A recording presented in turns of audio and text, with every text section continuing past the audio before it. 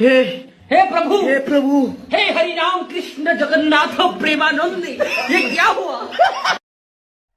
इस सज्जन को क्या तकलीफ है भाई?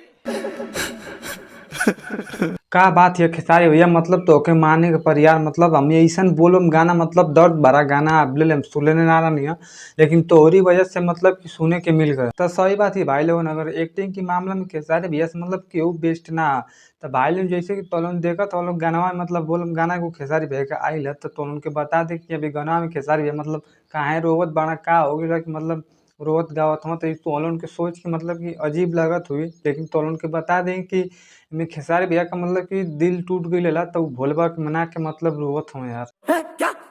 नहीं नहीं नहीं, ये नहीं हो सकता। अब तो लोग समझा लो उनकी खेसारी भैया मतलब एकदम दिल से यार मन रोत हुआ, मतलब कि उनके बहुत तकलीफ हो गई है दिल के मामले में। मतलब इनमें जो दिखावल जाता हो मतलब प्यार वार का मामला, तक खेसारी भैया के जो दिल टूट गई बा, वही से खेसारी भैया के मतलब कि आंसू ना रुकत बा। ये भगवान क्या जुल्म है। आना तो गनवा की स्टोरी के बारे में तो उनके बताएं, तो भाई लोग देखा वीडियो की स्टार्टिंग मतलब कि शंख बजेला और खेसारी भैया जो ना वो देवघर खाती मतलब कांवर लेके निकल लेना, और रास्ता में जो उनकर जानू वही मतलब दूसरे से मिलल जुलल रहनी, मतलब समझ लोगन।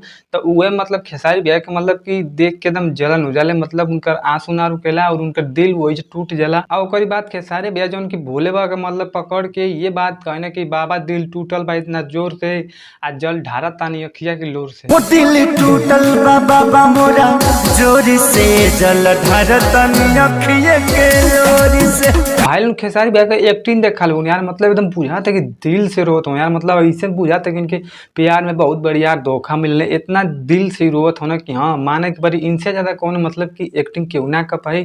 तो ये गाना के भाई लोग माने के परी, मतलब गाना तो बहुत शानदार है, मतलब अच्छी तरह से गाना मतलब सुने में आवत है। क्या बात है सर, क्या बात है सर। तो शिवलिंग के पकड़ के खेसारी भैया बस इतने बात कहने भोले बाबा से कि देखा भोले बाबा मतलब कि हमके कुछ ना तो ऐसे चाहिए, बस इतने कृपा कर दा कि मतलब हम अपनी प्यार के भुला जाई, मतलब हम अपनी जानू के भुला जाई, उनकर याद मतलब कभी ना आवे। कितनी को याद न जा बसू, सारा याद मिटा दी। आइयो बात है कि खेसारी भैया रोए ना तो मतलब क्योंकि देखो ना जला, मतलब सब लोग उनके मतलब मनावे ला कि अब जायदा जो हो गल तो हो गल, अब भोले बाबा की बत्थू में लील रहा। गाना के जो लिखले वो विशाल भारती, गाना के लिखले हम जो म्यूजिक दिले वो मोनू सिन्हा म्यूजिक दिले हम। तो भाई तो उनके बता दें कि म्यूजिक जो लियल गल मतलब पुरान गाना से लियल गल, मतलब एक बार पे गाना मतलब खेसारी भैया गा गल मतलब कि वो दर्द भरा ही गाना है, तो वही गाना से यो लिखल है। वीडियो क्वालिटी के बारे में बात करें तो वीडियो क्वालिटी बहुत सही है, मतलब बढ़िया लोकेशन में शूटिंग दियल गई। खेसारी भैया के एक एक मतलब कि एक एक नंबर का सीन में दिखावल जाता,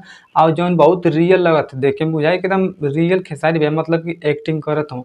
तो गाना बहुत शानदार है भाई लोग, हमके गाना बहुत पसंद आयल। अगर गाना की नंबर दे के बात करबल तो हम 10 में से 10 नंबर देती, काहे से कि गाना हमके बहुत अच्छा लगल है।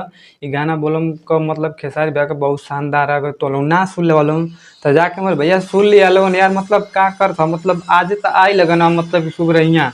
अब समय लग गया सुने में। व्यूज के बारे में ना बताए, व्यूज देखबा तो क्या व्यूज के बारे में तत्काल वीडियो बनी तो व्यूज के पता ना चल रहा, ठीक बात है 2-4 दिन के बाद व्यूज देख लिया कैसन व्यूज जाते हैं भाई। तो गाना बहुत शानदार है, एक बार जरूर सुन लिया लोगन। तब तक खाती मिलत थी अगला वीडियो में।